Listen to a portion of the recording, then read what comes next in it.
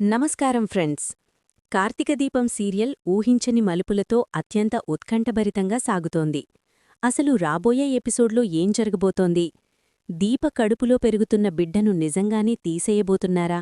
సుమిత్ర బతుకుతుందా లేదా అనే విషయాలు ఇప్పుడు తెలుసుకుందాం. గత ఎపిసోడ్ చివర్లో మనం చూశాం.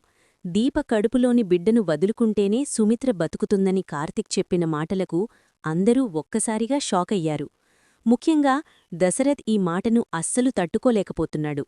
బిడ్డను చంపాలనుకుంటున్న నీకు ఆ పారిజాతానికి తేడా ఏంటి కార్తిక్ అంటూ ఆవేశంగా ప్రశ్నిస్తాడు.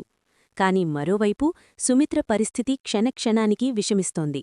నోటినుంచి రక్తం పడుతూ ఆమె ప్రాణాపాయ స్థితిలో ఉండటం చూసి దశరథ్ మనసు ముక్కలవుతోంది. సరిగ్గా ఇక్కడే దీప తన గొప్ప మనస్సును చాటుకోబోతోంది.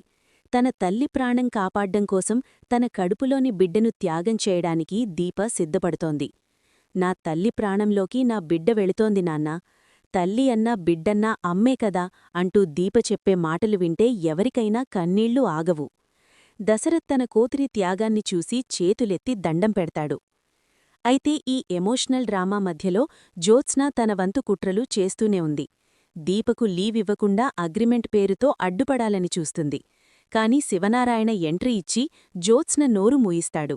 10 కోట్లు కట్టాల్సి వచ్చినా సరే దీపను పంపిస్తానని చెప్పి అందరికీ షాకిస్తాడు.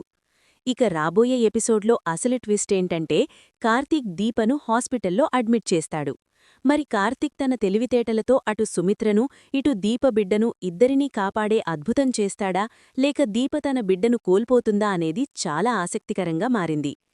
చూశారు కదా ఫ్రెండ్స్, ఈ త్యాగాల పోరాటంలో గెలిచేది ఎవరో తెలియాలంటే రేపటి ఎపిసోడ్ వరకు ఆగాల్సిందే. ఇలాంటి మరిన్ని ఇంట్రెస్టింగ్ అప్డేట్స్ కోసం వెంటనే మన ఛానల్ని సబ్స్క్రైబ్ చేసుకోండి. అలాగే ఈ వీడియో మీకు నచ్చితే లైక్ చేసి మీ అభిప్రాయాన్ని కామెంట్ చేయండి.